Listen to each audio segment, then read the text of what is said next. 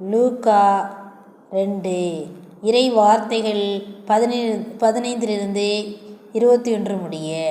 வானதூதர் அவர்களை விட்டு விண்ணகம் சென்ற பின் இடையர்கள் ஒருவரை ஒருவர் நோக்கி, வாருங்கள், நாம் பெத்லகேமுக்கு போய் ஆண்டவர் நமக்கு அறிவித்திருக்கிற இந்த நிகழ்ச்சியை பார்ப்போம் என்று சொல்லிக்கொண்டு விரைந்து சென்று மரியாவையும் யோசேப்பையும் தீவன தொட்டியில் கிடத்திருந்த குழந்தையையும் கண்டார்கள்.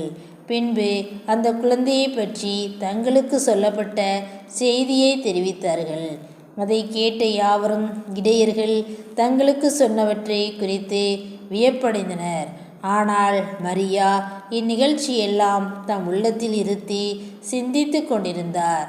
இடையர்கள் தாங்கள் கேட்டவை கண்டவை அனைத்தையும் குறித்து கடவுளை போற்றி புகழ்ந்து பாடிக்கொண்டே திரும்பிச் சென்றார்கள்.